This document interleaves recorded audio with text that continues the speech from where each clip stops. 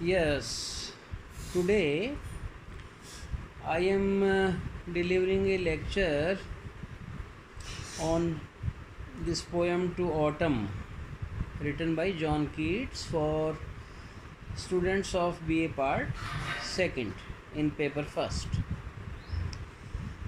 So, this poem is prescribed for your textbook To Autumn. So, odes are uh, short poems with a single issue or subject. So, in this poem, Keats is describing about autumn. Autumn means पतझड़ की ऋतु, सर्दी में जो आती है.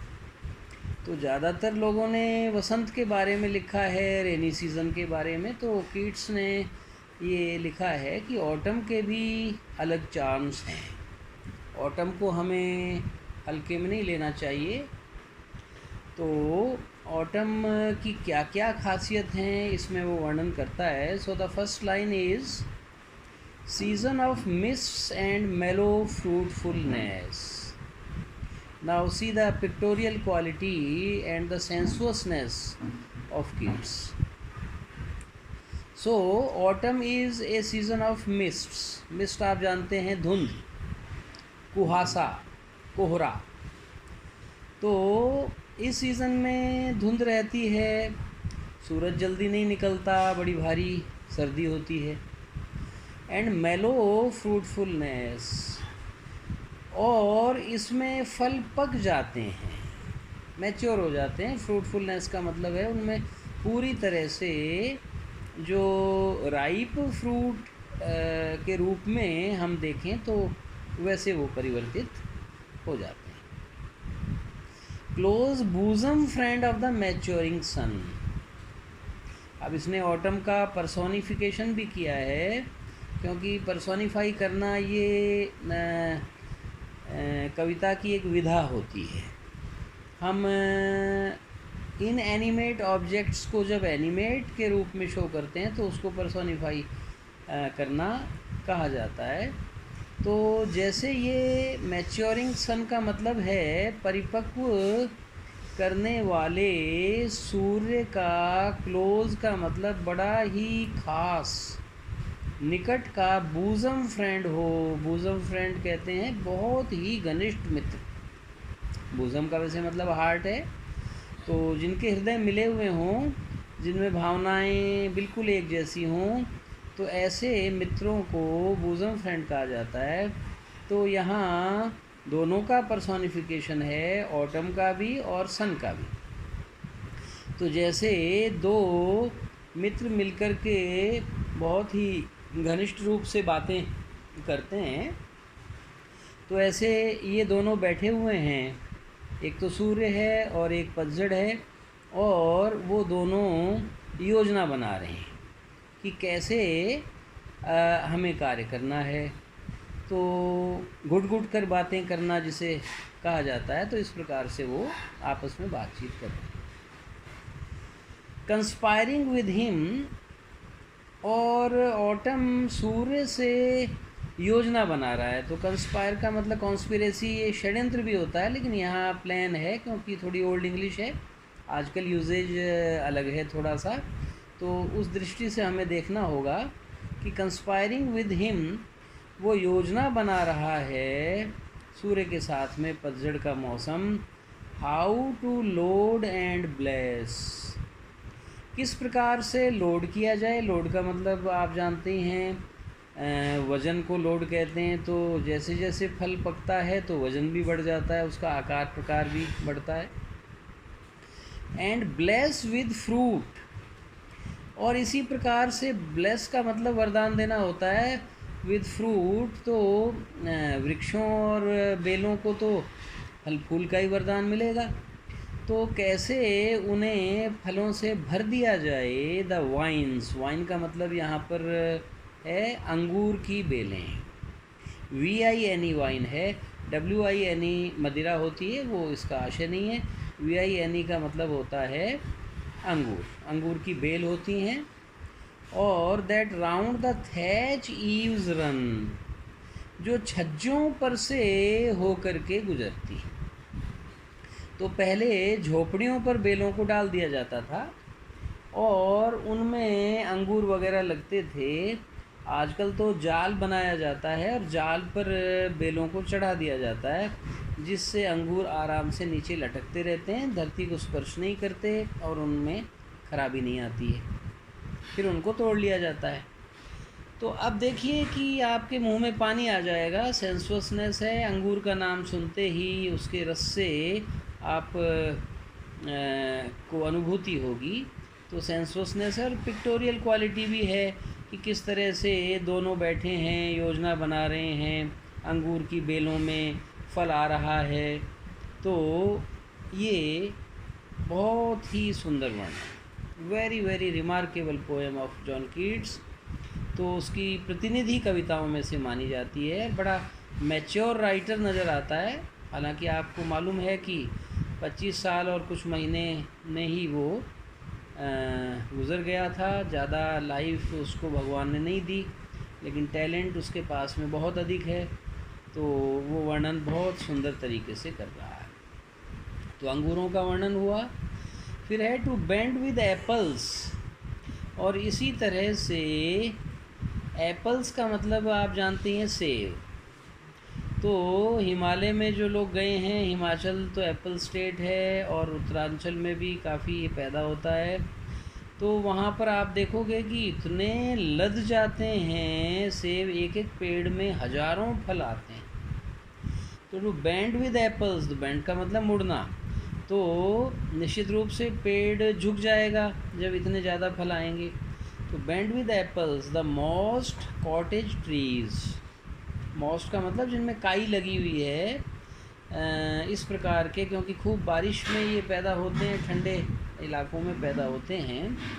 Cottage trees का मतलब है जहाँ कॉटेजेस, झोंपड़ियों के आसपास फल लगाए जाते हैं, तो उनमें काई भी जम जाती है। तो ये दृश्य हमारे आँखों के आगे साकार हो उठता है।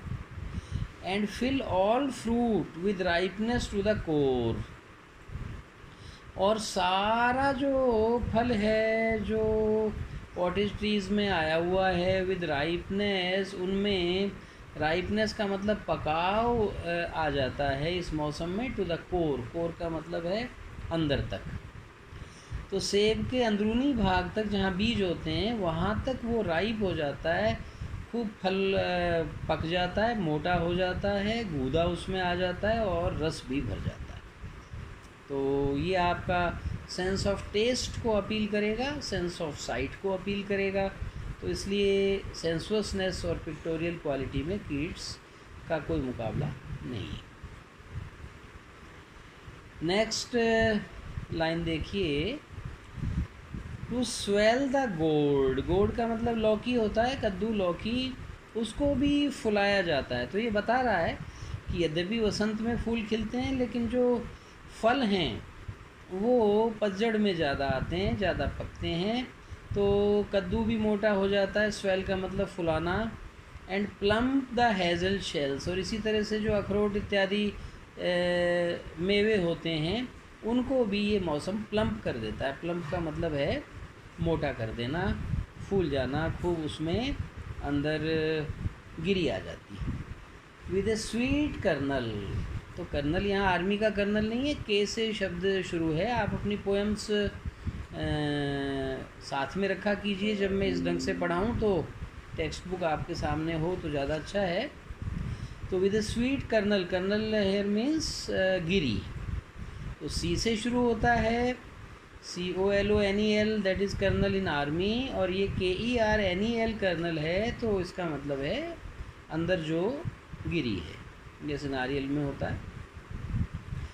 तो अखरोट इत्यादि मेवे भी गिरी से भर जाते हैं, बहुत मीठी गिरी हो जाती है।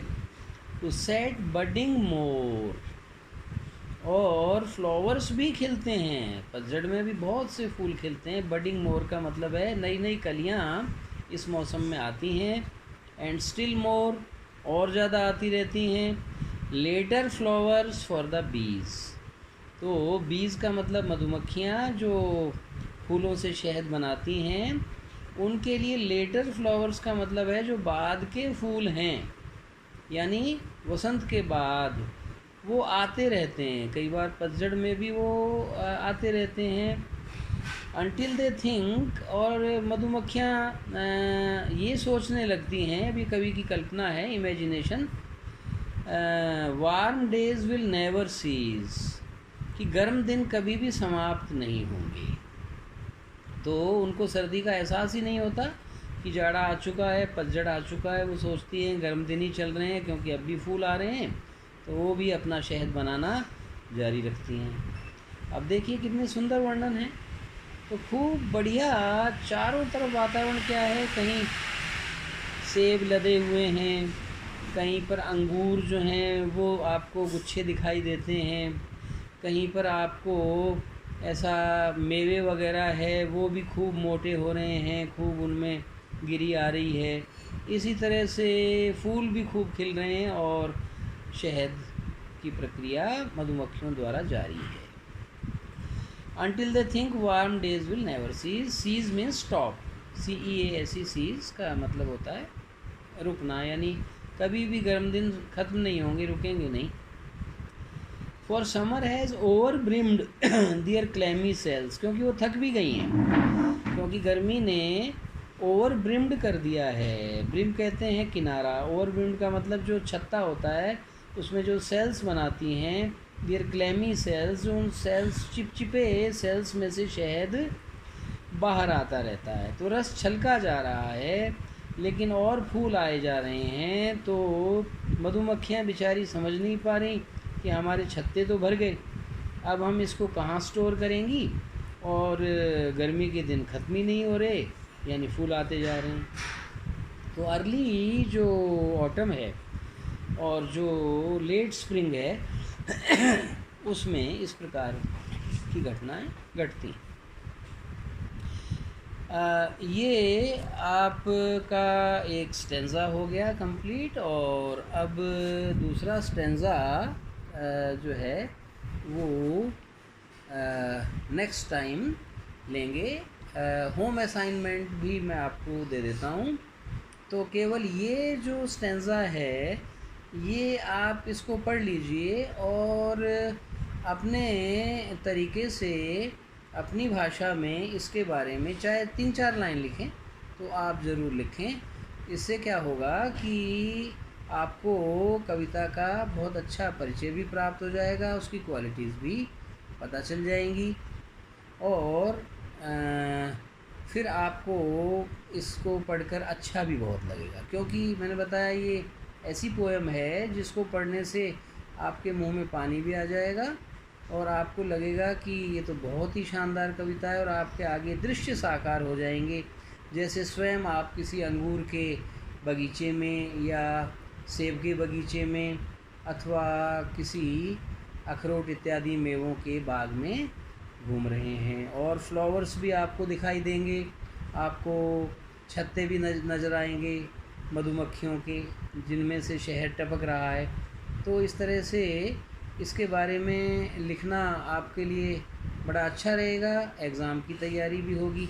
तो यही आपका असाइनमेंट है, इसको आप एक बार पढ़ें और अपनी भाषा में थोड़ा बहुत इसके ऊपर जितना आपको समझ में आता है जिस ढंग से भी वो ज़रूर लिखें। That's all, thank you.